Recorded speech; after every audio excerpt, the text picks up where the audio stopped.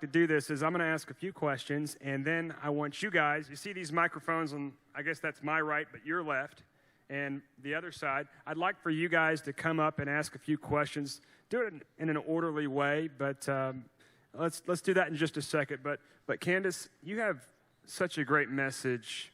What can you tell young people specifically about taking risks, taking chances, and getting out there and making a difference? I know that you probably never imagined you'd be doing all the stuff you're doing now. So what can you give them? Yeah, I definitely did not think that I would ever be in this position. If you had told me I'd be doing what I'm doing today 6 years ago, I would have thought you were out of your mind. But God has a plan for everyone. And one of the things that I think I've realized the most is that so much of our society is ruled by fear. We are taught to be fearful at a very young age, and it is reinforced on us. And a lot of the actions that we take are done out of fear. For me, for example, my family had no money. I knew that I couldn't afford to go to college, but darn if those high school counselors saying your whole life will be over if you don't go to school, you'll be a loser if you don't go to school, doesn't make you take out loans, right? And I took out I had to pay back $150,000 in student loans, and my parents had no money. It took me years to pay off those loans. When I broke past the fear complex and started doing things not because I was scared to do it, but because they were right, because they were the morally right thing to do, the whole world opened up for me. So that is what I would recommend for students, and young people today. Even if you're not in college, that doesn't matter. Just try to do everything from a place of righteousness and not from a place of fear. That's so good. Isn't that good? Candace, probably better than anybody, lets her passions drive her and not her fears. And she's so bold as she was arguing with everyone in Congress. And I love that fierceness that she presents. She's obviously a very nice person, but when the time comes, she's very fierce, and I think that's what we appreciate about you. Well, specifically with this BLM, Black Lives Matter issue right now, I think a lot of us are struggling with what to believe about these issues, because I don't think anybody in this room would disagree with the quote that Black Lives Matter, because Black lives absolutely do matter. I think the issue is this organization, Black Lives Matter, Inc., but a lot of people cannot delineate between the two. And I know that you know so much about this issue, and maybe you can just educate the youth here and us all on how to approach this issue. You're exactly right, and this is what goes back to what I was saying about the game of linguistics and saying something that you can't disagree with, water is wet, and not wanting you to read the fine print. And, the fine print is that the founders of Black Lives Matter, if you look up the clips of the women talking, they tell you that they are proud Marxists. So the question is to ask yourself whether or not you agree with the tenets of Marxism, which are, by the way, Marxists. Karl Marx would have never had a society with black people in it. That's one of the great ironies of the Black Lives Matter movement, is that they say they're proud Marxists. Proud Marxists are people that are after the undoing of society. They're looking to really sort of harp on that oppressor versus the oppressed narrative, because it allows them to overthrow the institutions of government and gain power for themselves. And everywhere you look in the world, since Karl Marx penned down his ideas, it's never worked, and it's not going to be any different in this country. The other thing is just check out what the statements are on the Black Lives Matter website. Do you agree with any of these statements? Do you agree with the breakdown of the nuclear family? Do you agree with the destroying the chances that children are given when they grow up in a two-parent solid home? All of my answers to those questions are no. And it's problematic, I think, right now. I think one of the greatest ills in our society today is white guilt. And there's a great book, very, very quick read, by Shelby Steele called White Guilt, and basically says that everything that's happening in society is because you allow something like Black Lives Matter, a statement that no one would disagree with, white lives matter, Chinese lives matter, Japanese lives matter. I mean, come on, this is common sense. All lives do matter, but you allow a statement like that to put you in a position of fear as a white person and say, I can't say that I disagree with this, otherwise I'm going to be called a racist. That's the point, right? That's the point when you have movements, even like a different subject, the Me Too movement. I had tons of disagreements with it. I was one of the most outspoken people against it because I realized this was a movement that was about undoing due process, right? No matter what, men are guilty. That's wrong. But to say that you disagree with the Me Too movement meant that you wanted women to be sexually assaulted. That's the point. This is why the left takes these subjects and complicates them and makes them complex. It's about censoring your speech and saying you're no longer allowed to speak about this topic, and that's not fair. You should always be allowed to speak, and telling somebody that they're not allowed to speak because of the color of their skin is racist.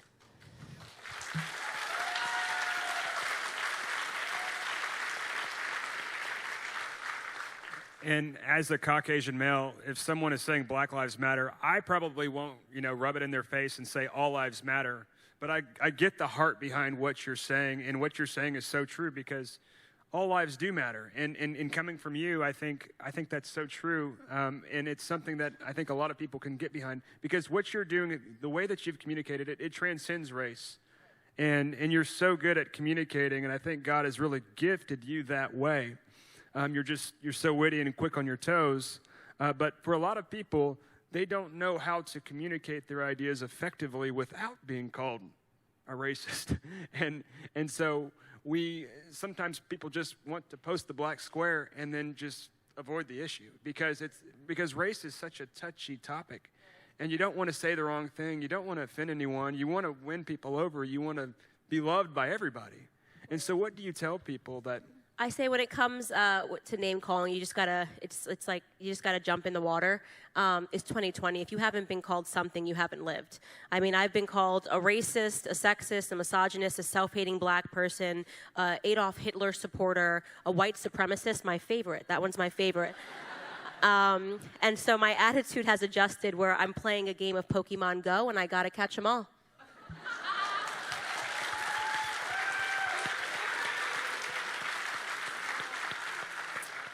Well, with everything that's going on politically right now, with the pandemic, with the racial tension that's going on in this country, with hurricanes, what do you have to say about how this president is handling it all?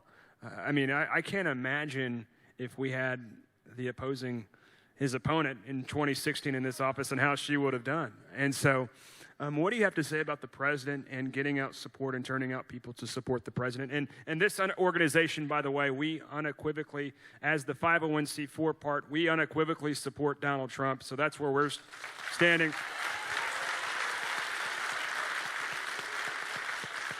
Well, first I'll correct you and say that if his opponent had won, none of this would be happening because they're the ones orchestrating the madness, which is just a fact. But what I will say about the president and what is unique about the president and is an attribute that he and I both share is he's a happy warrior. This is not a person that goes in, if your attitude when you go into this fight is that it gets you down, if being called a name gets you really down or you internalize it, it's going to be a really rough road for you. The president has probably the best sense of humor of anyone that I've ever met. He's pointedly hilarious. I'll tell a quick story that hopefully won't get him in trouble, but he's already in trouble, so I can't imagine he gets in more trouble. But the first time I went into the Oval Office, I was so nervous to meet him, obviously. I was standing in the Oval Office, and he sat down, and he's like, hey, how are you doing? And here's a pen. He's got these, awesome markers. He's like, let me tell you. And he's got his family there. Ivanka's there.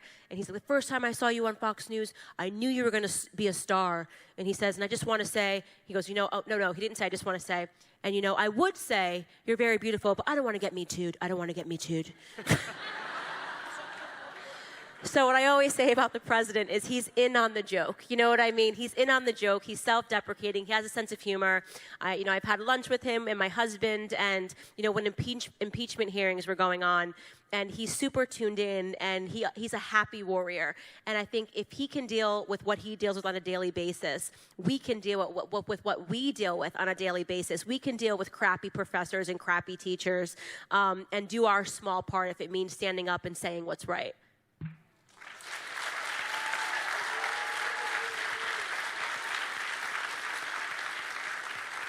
I think something she said there was so true is that this may never have even happened if the Democrats were in office. Rahm Emanuel said, never let a crisis go to waste. And what Democrats do so effectively is they create the chaos, and it's Saul Alinsky's playbook, and then they blame it on the other side, and then they're the ones to be the savior to fix it. And that's precisely what we've seen. Another good thing, just to reiterate what she said, is politics is serious business. Politics matters, but Candace, she's able to find the humor in some situations, and I'm sure that's probably what keeps her at peace. Yes, having a sense of humor will always get you through anything. And I was actually just telling, is Robert Marling here? Where's Robert Marling? Not here. There he is. I was just telling him a story at lunch. I got to have lunch with him and his wife, and I was telling him, he was asking me about security. People always ask me, are you really concerned about your security? Someone's going to try to kill you. Yeah, I get it. And my husband and I were in Croatia, and we got a call from the FBI a couple of months ago in June. And they said, first off, they were so sweet. They said, when your name came up with the FBI, we were so excited. We all fought for it. We wanted to take the case. That's A. B, someone's trying to kill you. And and then he said, we found this account, and apparently liberals had created a GoFundMe to kill Candace Owens. And bad. But then in my head I went, but what were they raising money for exactly? A flight? I just sort of wanted a few more details about this GoFundMe page that the FBI had taken down.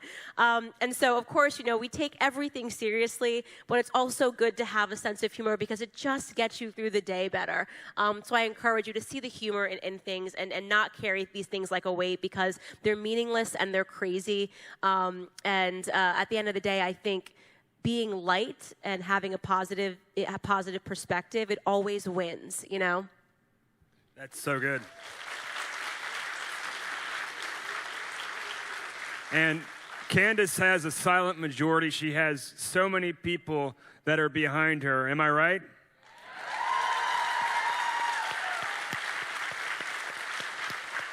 And I want to encourage you guys, when you pray, to pray for Candace Owens because she's such an important voice in our culture and everything that she's doing. So pray for her and her husband and her family. The prayers definitely keep me safe. And I always say, guys, we're on the side of God. I mean, who wants to be against God, right? I mean, I feel like we've got this in the bag. We're Team God. So there's that. That's so good.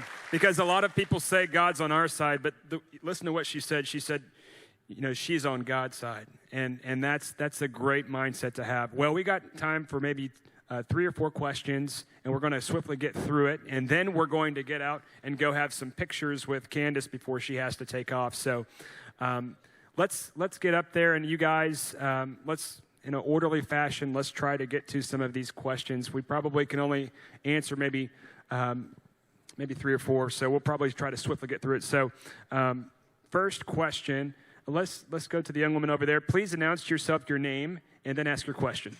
My name is Emma. My grandmother really loves you, and I think it'd make her day if she got to meet you. Do you mind if I introduced you later? I'm sorry, I can't. Can you speak into the mic a little louder? Yes. My grandmother really loves you. Do you mind if I introduced you later? Oh, yes, absolutely. That's totally fine. That's so sweet. Thank you. I love grandmas.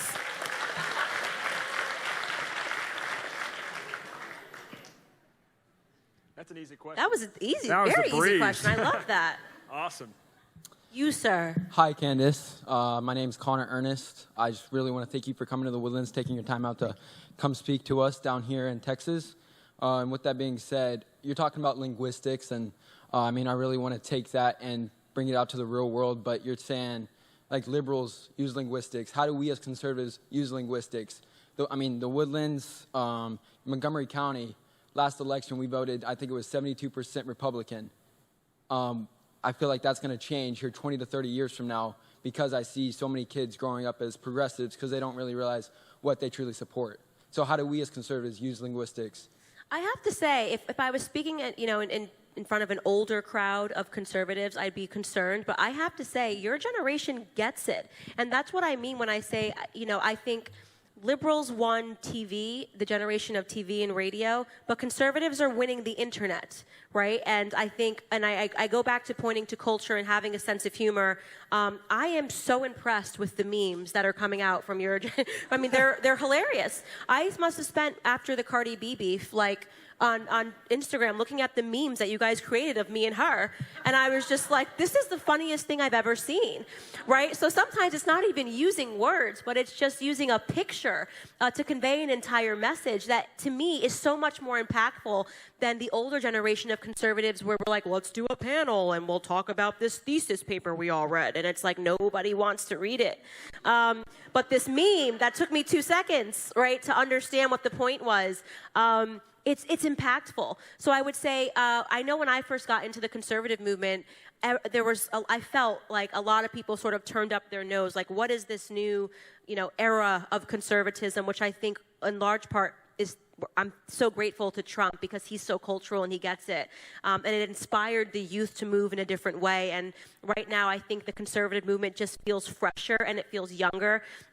And that everything that we're doing right now, this is how we win. We know where the next generation of learners are. It's happening on social media. You've got 1 minute to make an impact and to make a statement, right? So focus on that. Focus on, this is why the left is freaking out and wants Facebook to censor and Twitter to censor, and social media giants want to just get rid of conservatives on the internet, because we are winning in a really big capacity, and that's what we need to keep up.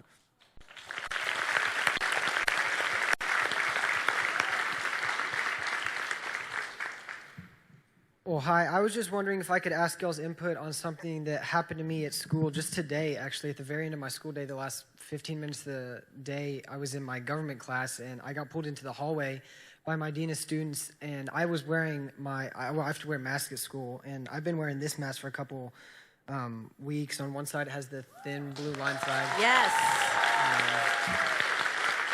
Yeah. And I was wearing, for the majority of the day, I was wearing it on the Trump, it says Keep America Great side, and during my 8th period class, I got called into the hallway by my dean of students, and she asked me to take it off because it was a sensitive subject and it was offensive, and my school never really has declared exact boundaries about masks, just not for them to be offensive, but I feel like that's way too subjective of a boundary to set, and I just wonder if I could get y'all's input on how I could handle that with my school.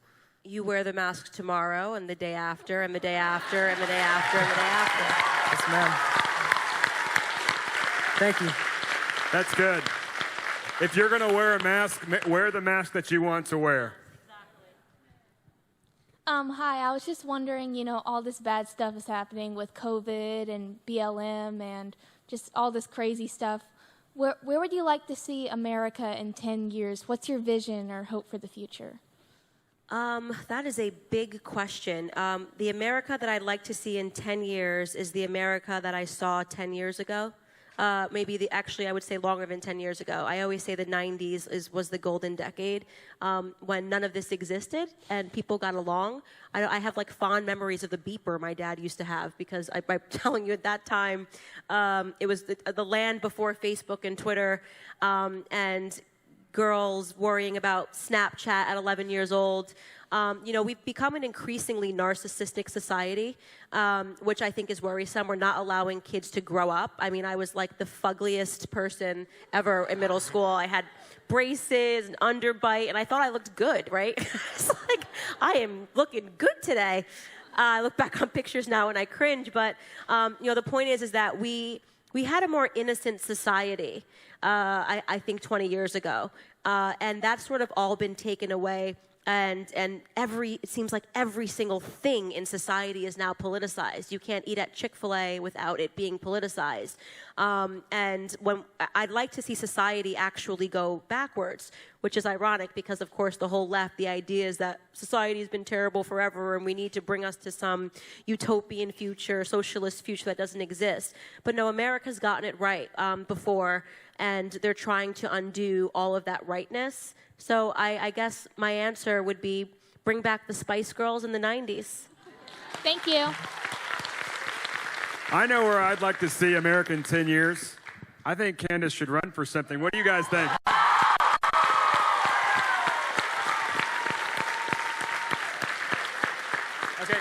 If We the got Spice time? Girls sing it at my inauguration, I'll do it.